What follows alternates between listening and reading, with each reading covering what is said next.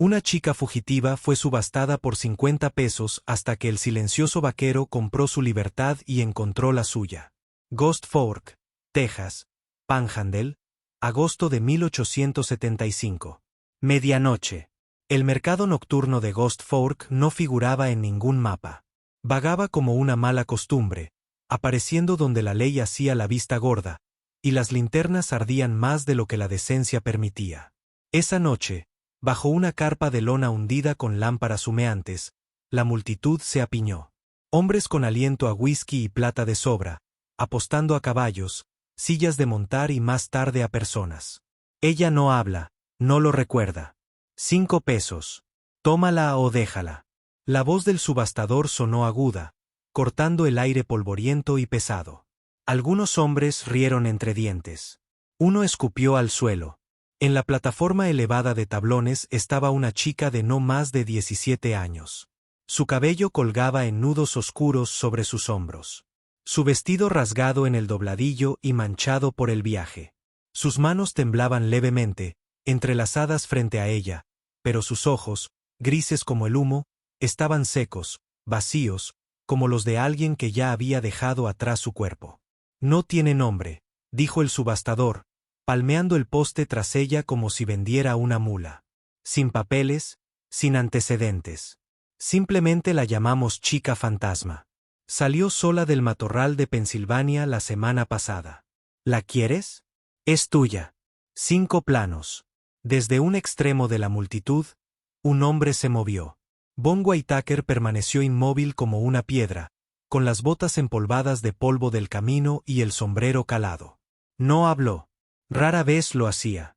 La mayoría de la gente asumía que no podía. Otros simplemente habían aprendido a dejar de esperar su voz. Dio un paso adelante, con el abrigo rozándole los hombros, y levantó $5 de plata gastados, deslustrados, pero honestos. No los levantó, solo lo suficiente, y luego los dejó caer en el cubo de hojalata junto al subastador con un sonido que resonó más fuerte que cualquier puja jamás. La multitud se quedó en silencio. Algunos hombres intercambiaron miradas. Un sorteo, demonios, Whitaker. Compras en silencio para que coincida con lo tuyo. Bon no dijo nada. Sus ojos, oscuros como la melaza y el doble de pesados, permanecieron fijos en la chica. Ella lo miró una vez, solo una vez. Pero en esa mirada, algo cambió. No reconocimiento, ni esperanza, sino quizás una pausa en su caída. Vendida, gruñó el subastador, metiendo las monedas en su chaleco y empujando a la chica hacia el borde del escenario. Ella no se movió rápido. No miró atrás. Bon dio un paso adelante y la tomó del codo suavemente, no para arrastrarla, no para poseerla, solo para guiarla. Juntos, atravesaron el hueco que la multitud había abierto. Siguieron risas bajas y burlonas. «Es tuya, con fantasma y todo», gritó alguien. Pero entonces una mano se extendió y agarró la muñeca de la chica. «Veamos que te compraron con $5, vaquero». Bon se detuvo. No habló. Solo miró. Lentamente, su mano se movió hacia el costado de su guardapolvo, donde la empuñadura de su revólver descansaba en la gastada funda de cuero. Sus dedos no la agarraron. No hizo falta. El hombre la soltó. El silencio lo siguió fuera de la tienda. Afuera, la noche era más limpia. Las estrellas giraban en el cielo y la luna proyectaba una fina cinta plateada sobre el sendero hacia el norte. Bon caminaba junto a la chica, nunca detrás, nunca delante.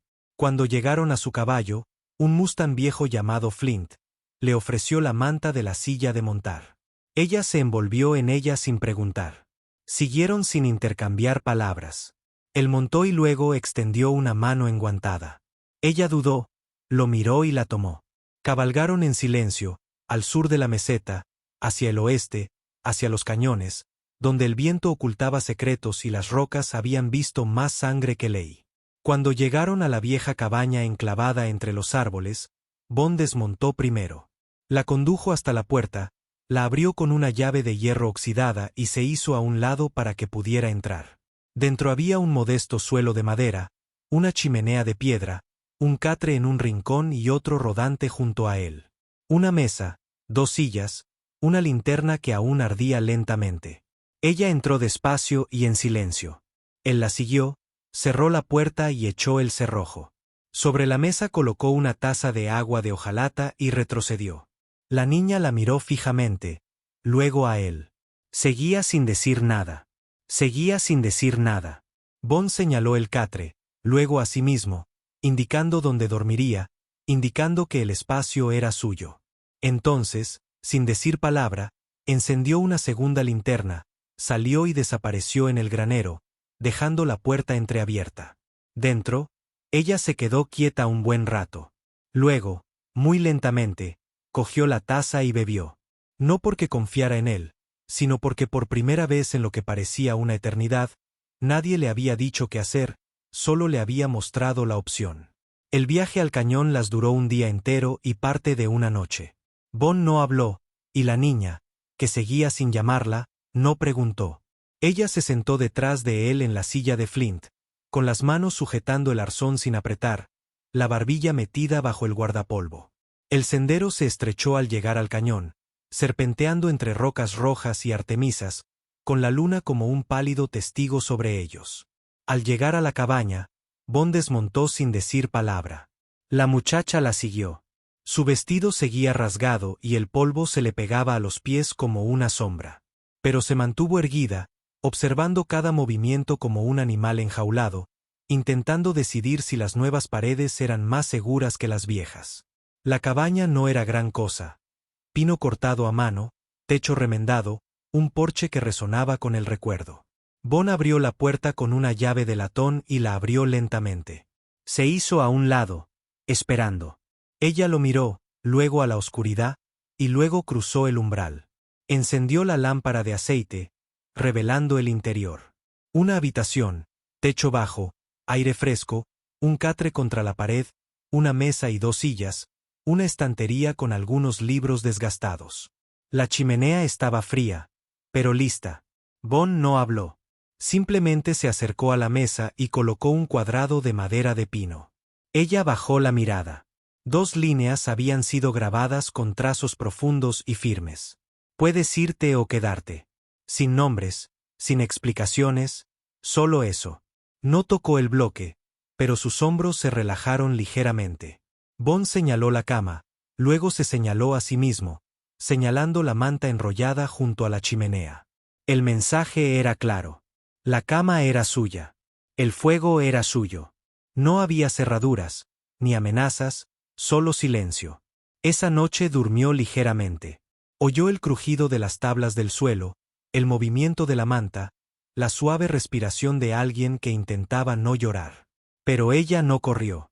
Por la mañana estaba sentada en el porche, abrazada a las rodillas, viendo salir el sol sobre el borde del cañón. No se movió cuando él le trajo un vaso de agua y una rebanada de pan de maíz. Solo lo tomó con suavidad, asintió una vez y miró fijamente los acantilados mientras la luz subía. El segundo día transcurrió igual. Bond fue a revisar las trampas que había colocado más arriba en el paso. Al regresar, encontró el suelo barrido y la taza desportillada del desayuno enjuagada y puesta boca abajo para que se secara. Ella estaba de nuevo en el porche, trenzando un trozo de tela de su vestido roto. Él no dijo nada, solo asintió. Al tercer día, Bond dejó algo más sobre la mesa. Era un cuaderno encuadernado en cuero, desgastado por las esquinas. Junto a él, un cabo de lápiz afilado con un cuchillo. En la primera página había escrito con cuidado: escribe lo que recuerdas. Ella lo miró fijamente durante un buen rato. Esa noche, después de que Bond regresara de cortar leña, el cuaderno seguía intacto. Pero a la mañana siguiente, vio que la página había cambiado. Con letras temblorosas pero claras, se habían escrito 3 palabras. Vi fuego, y debajo, en letra más pequeña, luego nada. Bond se quedó sentado un buen rato mirando esas palabras.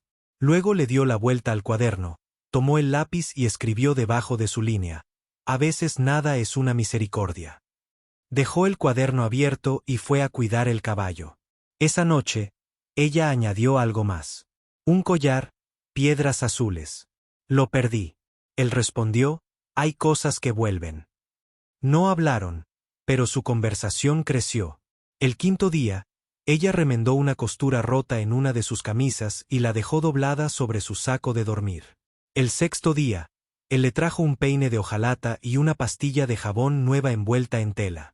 Ella empezó a barrer el porche, a dar de comer a las gallinas, a remover el guiso sin que se lo pidiera, y cada noche el cuaderno se llenaba de fragmentos. Campana, una copa de plata, alguien gritando. Corría. Me caí. Dijo mi nombre, pero lo olvidé. Bon nunca insistió en pedir más. La séptima noche, ella se quedó junto a la chimenea mientras Bon remendaba una bota. Las llamas crepitaban y las sombras danzaban en el techo. Señaló la vieja silla de montar que descansaba junto a la puerta. Él levantó la vista. Ella hizo un movimiento lento y claro, 2 dedos sobre su corazón, luego hacia afuera como el viento. Entonces se tocó el pecho. Oon comprendió. No recordaba su nombre, pero intentaba recuperarlo. Él se levantó, caminó hacia la silla y sacó su cuchillo de trinchar. De un trozo de cuero sobrante, cortó una pequeña etiqueta. Se la entregó junto con el lápiz. Ella la miró fijamente. Luego, con letra pulcra y cuidadosa, escribió: Elisa, no era un recuerdo. Todavía no. Pero era un comienzo. Y esa noche, por primera vez, Bon no durmió junto a la chimenea. Desenrolló su manta cerca de la puerta, pero al mirar atrás, vio el catre intacto. Ella había tomado la silla, mirando hacia la ventana, mirando hacia la noche, porque tal vez, solo tal vez, creía que ya no corría. El sol de la mañana era suave ese día, filtrándose entre las nubes finas y el susurro de los álamos detrás de la cabaña.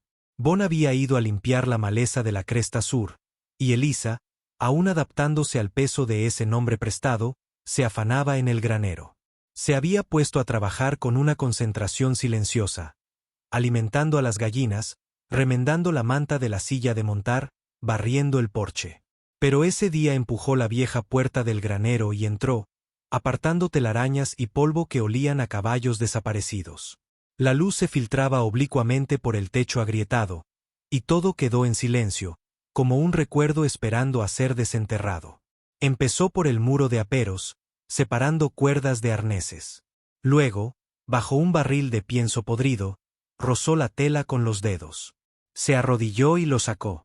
Un pañuelo, de lino desteñido, antes blanco. En una esquina, apenas legible por el hilo desgastado por el tiempo. Quedaban 2 letras. La R. Lo miró fijamente, con la respiración entrecortada. Le temblaba ligeramente la mano al doblarlo. Regresó a la cabaña y lo dejó sobre la mesa junto al cuaderno que Bon le había dado. Cuando Bon regresó esa misma tarde, encontró el pañuelo pulcramente alisado y debajo una nota escrita con su letra cuidadosa. Creo que es mío. Bon estudió las letras. Miró la tela. Luego se dirigió al estante del fondo y sacó un viejo rollo de mapas del municipio que había usado cuando trabajaba en las rutas ganaderas. Los desenrolló sobre la mesa, examinándolos hasta encontrar lo que buscaba. Allí, Remington Ranch. Estaba justo al norte de un pueblo llamado Hollow Bluff, y junto a él, garabateado con tinta descolorida cerca del margen del libro mayor, un nombre: Elisa Remington. Bon se giró lentamente hacia ella. Estaba de pie en la puerta, observando, con los brazos cruzados, pero sin ponerse a la defensiva, solo esperando. Esperanza, señaló el nombre. Sus ojos lo siguieron, fijos en él. Elisa, dijo en voz baja. La primera palabra que pronunciaba en días. Ella no se inmutó. Entreabrió los labios, pero no respondió. Todavía no. En cambio, se acercó a la mesa, tocó el mapa y asintió levemente. Llevaría el nombre, aunque aún no estuviera completo, aunque los pedazos estuvieran esparcidos en su mente como ceniza. Esa noche, después de cenar, Bon sacó algo que no había tocado en años. Una armónica maltratada, abollada en un borde, pero que aún cantaba. Se sentó junto al fuego, no dijo nada y empezó a tocar. Era una melodía sencilla, baja y constante, algo así como una canción de cuna hecha para cielos abiertos y potros dormidos. Elisa estaba sentada a la mesa, con los brazos cruzados y los ojos entrecerrados. Entonces, de repente, sin previo aviso, jadeó. El sonido fue pequeño, pero agudo como un hilo que se rompe. Se llevó la mano a la boca y las lágrimas brotaron sin vergüenza. Bond dejó de tocar. Ella negó con la cabeza, no para detenerlo, sino para contener algo. Susurró, apenas audible. Esa canción, su primera frase completa. Bond parpadeó. Ella lo miró, con los ojos desorbitados, con algo entre la alegría y el miedo. Yo lo supe una vez. Y entonces lloró. No son de dolor, sino de la grieta que se abre de algo que una vez estuvo sellado, demasiado apretado. Él no la alcanzó. Él solo dejó la armónica sobre la mesa, se puso de pie y avivó el fuego. Detrás de él, ella lloraba sola, pero ya no como un fantasma. Esa noche, antes de que las lámparas se apagaran, escribió una última nota en el diario. Si me llamo Elisa, entonces tal vez no estaba perdida. Tal vez solo estaba esperando a que me encontraran.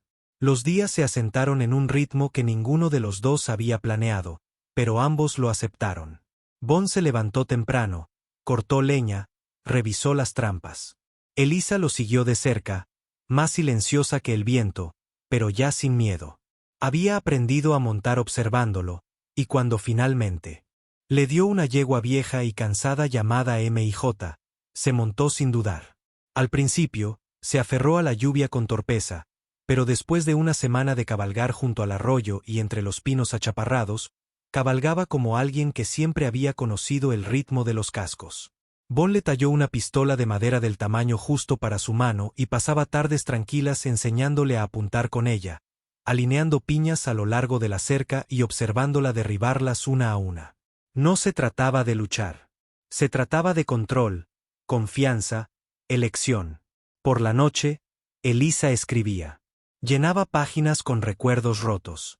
Ninguno en orden, ninguno completamente completo. Había un jardín, contraventanas rojas, una voz de mujer cantando.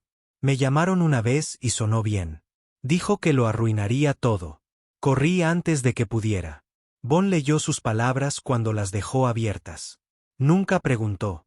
Ella nunca lo dijo. Vivieron como dos fantasmas a los que se les dio una segunda vida. Tranquilos, inacabados, libres del ayer hasta que llamaron. Era media mañana y la cabaña olía a sal horneándose en la chimenea. Bond acababa de regresar de la cima inferior con agua fresca, con las botas polvorientas y la frente húmeda. Elisa estaba arrodillada junto al fuego, con las manos hundidas en la masa, el rostro marcado por la flor y el sol. El golpe fue suave, demasiado suave para una desconocida. Bond se acercó a la puerta y la abrió lentamente.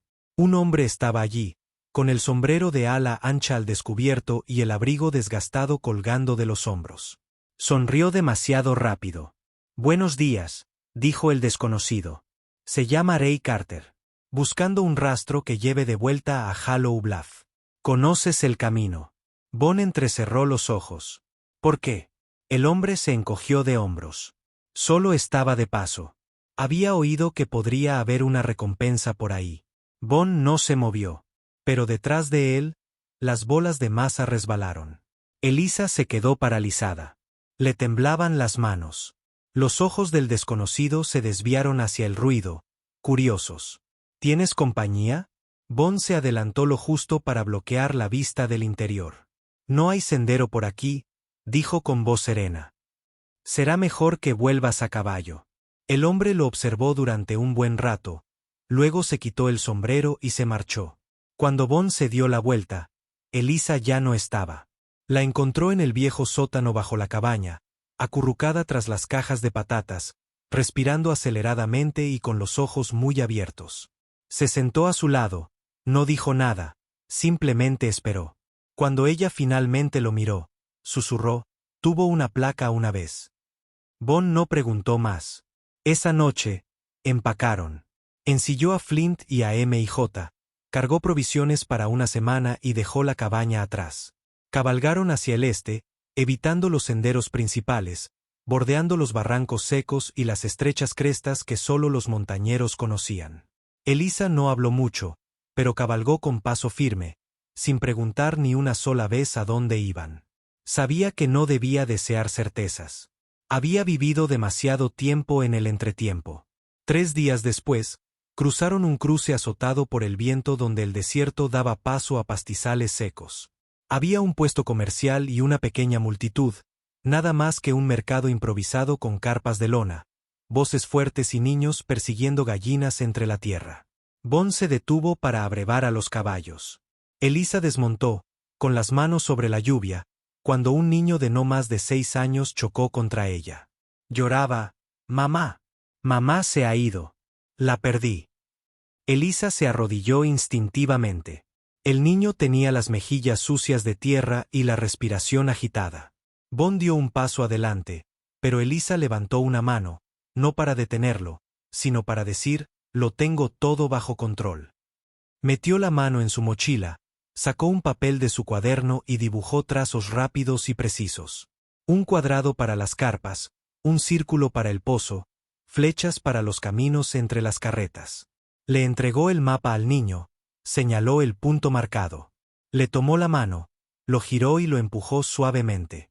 El niño asintió, aferró el papel y echó a correr. Bond no dijo nada, pero Elisa se irguió. No porque recordara quién era, sino porque en ese momento volvió a ser alguien que ayudaba, alguien que guiaba, alguien real. Y cuando miró a Bond después, un silencio se extendió entre ellos. Ni un nombre, ni una pregunta, solo una verdad. Incluso los fantasmas pueden volver a la vida. Donne Hallow parecía un pueblo cualquiera, asolado por el sol, encajado en las colinas de arcilla roja del Panhandle de Texas. Pero Bond Whitaker lo supo mejor en cuanto se bajó del caballo. Las miradas que se detuvieron demasiado tiempo. A la oficina del sheriff le faltaba una puerta, pero aún colgaba una placa y el letrero torcido sobre el letrero comercial que decía Hazelton. Bond no dijo nada mientras ayudaba a Elisa a bajar. Su cabello estaba recogido bajo el cuello de su abrigo, el estuche de su armónica firmemente agarrado. Eran desconocidos allí, y ese era el punto. Al final de la calle principal se encontraba su destino, una antigua botica convertida en bufete de abogados. Bond llamó una vez y dejó entrar a Elisa primero. Dentro, Al Norris levantó la vista. Antes abogado federal, ahora una reliquia con archivos polvorientos y media botella de bourbon escondida bajo el suelo. Bond no habló. No le hacía falta. Al estudió a Elisa, no su ropa ni su rostro, sino su postura, como alguien que no siempre había tenido miedo, pero que había aprendido a tenerlo. «¿Elisa Remington?», preguntó. Ella se tensó. Bond se tensó, pero Elisa no echó a correr. Lentamente, metió la mano en su abrigo y le entregó a Al un pañuelo bordado con Eer y una página de su cuaderno. Con su cuidada caligrafía, decía: «Recuerdo las cartas. El jardín, el hombre con tinta en las manos. Te envié algo». Al se sentó bruscamente. «Hace 5 años», susurró. «Recibí cartas sin firmar sobre fraude inmobiliario, sobornos, negocios sucios. Pararon el día que se incendió la casa del alcalde y desapareció su hija». Miró a Bond. Ella era la denunciante. Elisa apretó su armónica con más fuerza. No había hablado desde el barranco, pero sus ojos decían basta. «Eso significa que está en peligro». Al dijo: «Si alguien se entera, ya lo han hecho». Bond dijo: «Un hombre nos siguió». Ella lo reconoció. «Exabogado». El rostro de Al se ensombreció. Sacó una carpeta gruesa de su cajón. «Por esto quemaron mi antigua oficina. Un esquema original de escritura. Fuera de los libros». Entonces el perro ladró afuera. Una ventana se hizo añicos. La primera botella golpeó las cortinas. Las llamas florecieron. «Muévete», gritó Bond. Al agarró la carpeta. Elisa se quedó paralizada. Bond no. La levantó y salió corriendo por la parte de atrás, la puerta volando de sus goznes mientras el fuego rugía detrás de ellos. La oficina ardió como yesca, papeles viejos, madera seca y la venganza de hombres que querían la verdad muerta. En el callejón, Bond los arrastró detrás de cajas. No llegó ayuda. No cuando los hombres de Hazelton estaban involucrados. Bond cubrió la boca de Elisa con un paño, intentó calmar su respiración. Estaba asustada, pero no rota. No esta vez. Todavía sostenía la carpeta. La ceniza llovió como un juicio desde arriba. La oficina había desaparecido, pero no las pruebas. Al tosió a su lado. Ellos querían que destruyeran la última copia. No la conseguí, dijo Bond. Elisa miró el fuego, con los ojos ya no vacíos. Devolvió la carpeta al infierno, luego abrió su cuaderno y con dedos temblorosos escribió: terminémoslo. Esa noche no durmieron. Bond mantuvo su rifle cargado. Al trazó un plan y Elisa, a la luz de una lámpara robada, reescribió el testimonio que una vez envió en secreto. Esta vez no sería anónimo. Y Bond, él no huiría. En un pueblo construido sobre el silencio, harían que la verdad sonara lo suficientemente fuerte como para quemar. El incendio había dejado una cicatriz detrás de la oficina de Al, madera ennegrecida y los esqueletos retorcidos de lo que una vez guardó secretos. Pero en el molino abandonado a las afueras de Stone Hollow, bajo una linterna que colgaba de una viga del techo, Bond y Elisa estaban sentados uno frente al otro, con más verdad entre ellos de la que ninguno había dicho en años. Bond había permanecido en silencio la mayor parte de la noche, pasando las manos por la veta de la culata de su rifle como si eso pudiera calmar algo más profundo. Elisa esperó, como siempre. Lo hizo, no con impaciencia, sino con una especie de calma cómplice. Cuando por fin la miró, fue como ver abrirse una puerta que hacía tiempo se había oxidado. Mi nombre, Bond Whitaker, dijo lentamente, con la voz áspera por el polvo y el tiempo. No es el nombre con el que nací. Es el que elegí al salir. Elisa ladeó ligeramente la cabeza. No era un asesino, dijo. Pero me lo hicieron. Lugar equivocado, juego de cartas equivocado, placa equivocada. Entrando en la cantina equivocada. Asumí la culpa. 5 años en Leavenworth. La miró a los ojos. Ahí fue donde aprendí a guardar silencio. Ella no se inmutó. No apartó la mirada. Salí más mal que entré, admitió. Llevaba un nombre nuevo como una segunda piel. Pensé que podría desaparecer si guardaba silencio. Elisa extendió la mano hacia el cuaderno que siempre tenía cerca. Y lo abrió por la primera página, aquella donde su letra aún era irregular, asustada. Bond había visto esa página una docena de veces. Pero esta vez la tocó con suavidad y luego la cubrió con la mano. Ambos vivimos en la mentira, dijo en voz baja, con la voz como un aliento a través de un cristal roto. Pero ahora elegimos la verdad. Bond bajó la mirada, con la mandíbula apretada. Entonces, poco a poco, algo cambió. Elisa, dijo, no como una pregunta, no como un nombre que hubiera encontrado, sino como uno que finalmente había aceptado. Recuperaste tu nombre. Quédate con él. Sus labios se curvaron en una leve sonrisa. No necesitó responder. Su mano seguía sobre el cuaderno, y eso era suficiente. El silencio entre ellos era cálido ahora. No pesado, ni asustado, simplemente honesto. Bond se recostó y exhaló. No podemos quedarnos aquí. Elisa asintió. Vendrán a buscarnos, añadió. Hazelton no ha terminado. Ese expediente es suficiente para enterrarlo si alguna vez llega al juez de circuito. Tomó un trozo de carboncillo y escribió en un trozo de papel marrón arrancado de la bolsa de la compra. Y lo llevamos nosotros mismos. Bond se quedó mirando las palabras. De vuelta a Ghost Fork. Ella sostuvo su mirada firme. Bond rió entre dientes, una vez bajo y seco. ¿Seguro que estás listo para entrar en la sala del diablo y llamar a su puerta? Elisa levantó el estuche de la armónica que nunca soltó. Lo abrió. Dentro estaban el pañuelo doblado, una página de su diario y el esquema de escritura que Al había rescatado. Todo junto, dijo. Ambos hemos sido fantasmas demasiado tiempo. Bond asintió, se levantó y enfundó su revólver. Por si sirve de algo, dijo, con la voz más suave. Nunca quise seguir huyendo. Simplemente olvidé lo que se siente al tener algo que vale la pena defender. Elisa se puso a su lado. Ahora lo recuerdas, dijo. Y juntos empacaron lo poco que poseían, verdades, nombres y todo, y cabalgaron hacia Ghost Fork. No como fugitivos, no como sombras, sino como dos almas que finalmente habían decidido que la verdad no era algo para sobrevivir solos. El salón de Ghost Fork no había visto una multitud como esta en años. Los bancos de madera crujían bajo el peso de la gente del pueblo, con los sombreros en el regazo, un silencio denso en el aire caliente.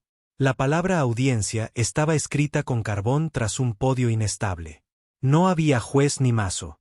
Solo Eliza Remington, que ya no era la chica fantasma, estaba de pie tras ellos. Bon Whitaker estaba detrás de ella, silencioso como siempre, pero inquebrantable.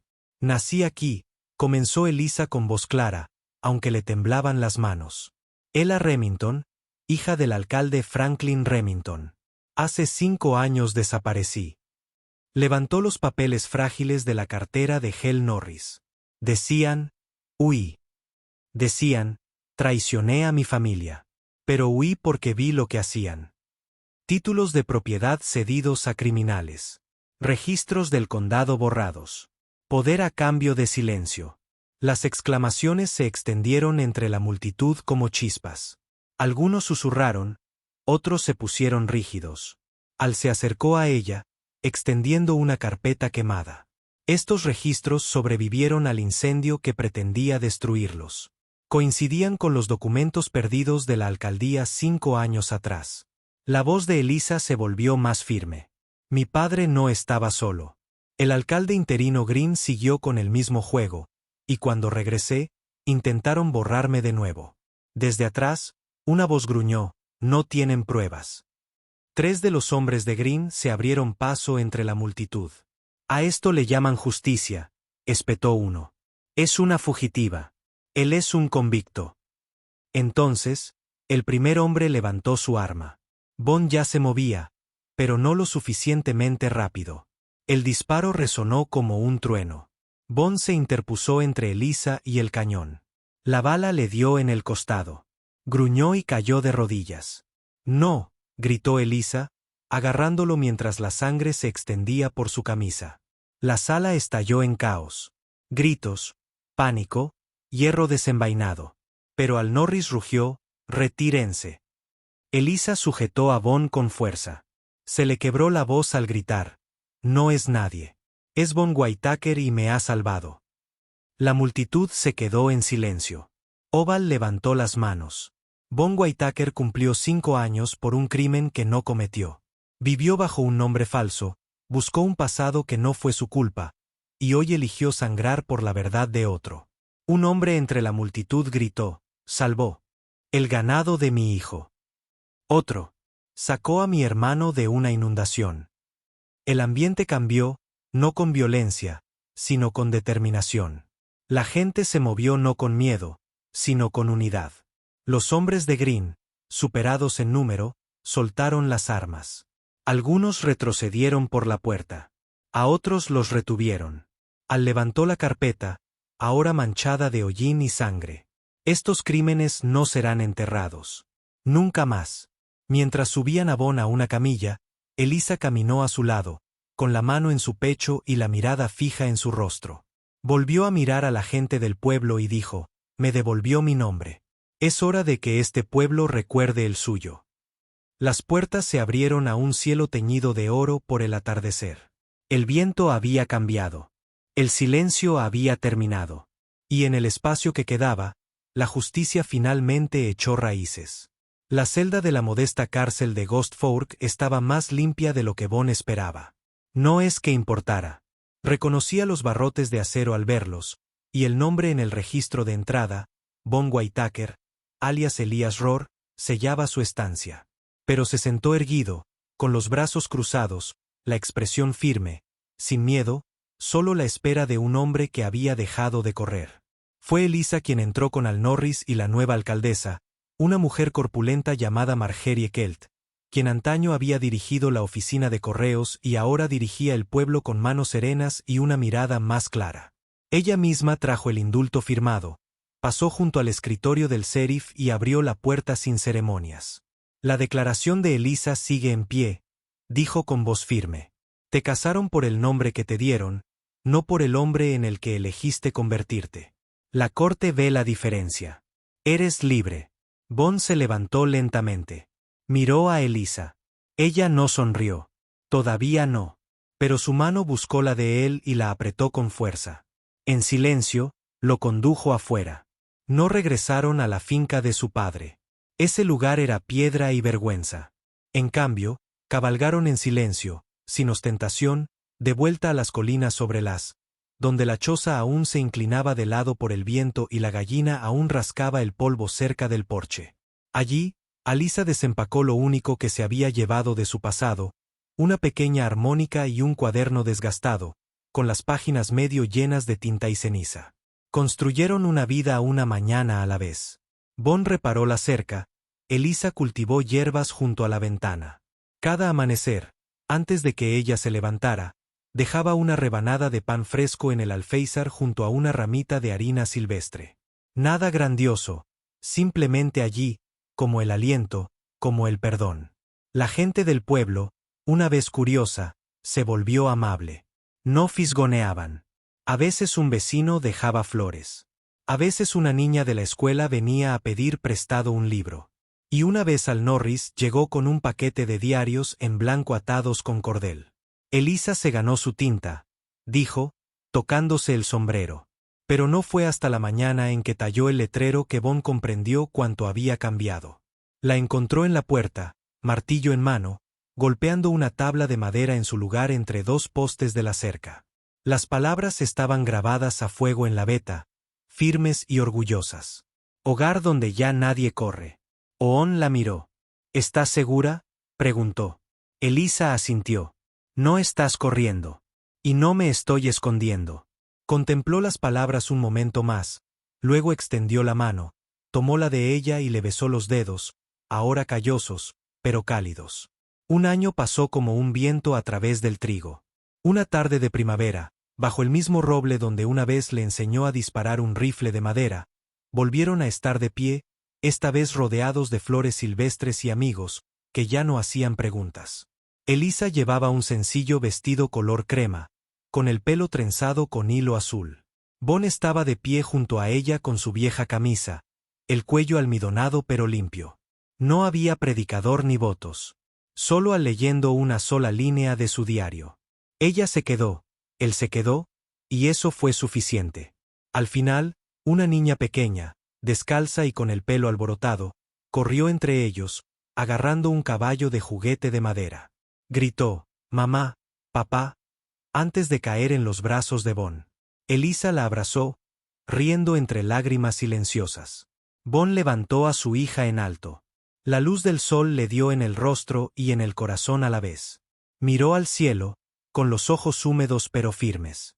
Entonces susurró para que nadie más lo oyera, salvo el viento y la mujer a su lado. Sin nombre, sin cadenas, solo nosotros.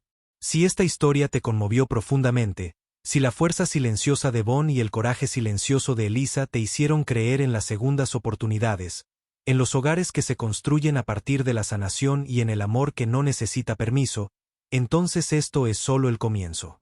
En Historias de Amor del Salvaje Oeste, te traemos historias sinceras de la frontera, donde los nombres pueden ser falsos, pero la lealtad nunca. Donde el silencio puede decir más que 1000 palabras y donde incluso una decisión de 5 pesos puede llevar a un amor eterno. Suscríbete a Historias de Amor del Salvaje Oeste ahora. Porque aquí, bajo el cielo abierto, creemos en la redención, en la determinación, en el amor que perdura y en las historias que perduran mucho después de que el polvo se asiente.